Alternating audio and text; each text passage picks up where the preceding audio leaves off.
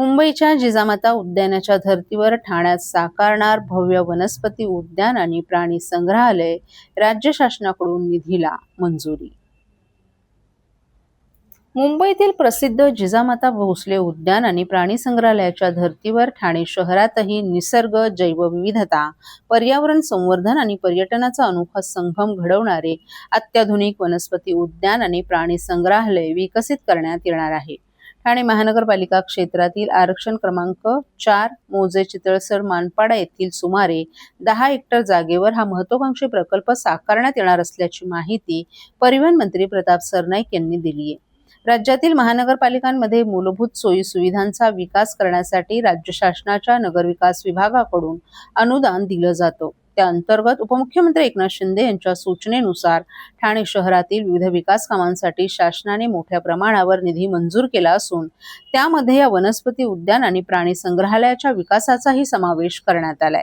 वेगानं विस्तारत असलेल्या ठाणे शहराला केवळ रस्ते, पूल आणि इमारतींचीच नव्हे तर नागरिकांच्या जीवनमानात भर घालणाऱ्या पर्यावरणपूरक प्रकल्पांचीही आवश्यकता आहे.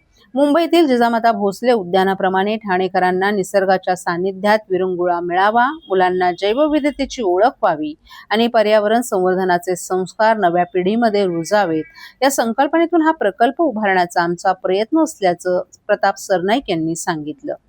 चितळसर मानपाडा परिसरातील सर्वे क्रमांक 51A11 येथील जागेवर प्रस्तावित या प्रकल्पामुळे ठाणे शहराला एक नवे ग्रीन डेस्टिनेशन मिळणार असून विविध प्रजातींच्या वनस्पतींचं संवर्धन, पर्यावरणविषयक जनजागृती, जैवविविधतेचं दर्शन आणि नागरिकांसाठी दर्जेदार विरंगुळ्याची सुविधा या माध्यमातून उपलब्ध करण्याचा मानस आहे. राज्य शासनाच्या 20 जुलै रोजीच्या शासन शुद्धीपत्रकानुसार ठाणे महानगरपालिका क्षेत्रातील कामांसाठी एकूण 150 कोटींची मंजूर रक्कम नमूद करण्यात आली असून त्यामध्ये या प्रकल्पासाठी सुरुवातीला 10 कोटींची तरतूद दर्शवण्यात आली आहे. ठाणे शहराचा विकास करताना पर्यावरण आणि नागरीकरण यांचा समतोल राखणं ही आमची प्राथमिकता असल्याचं सरनाईक यांनी सांगितलं.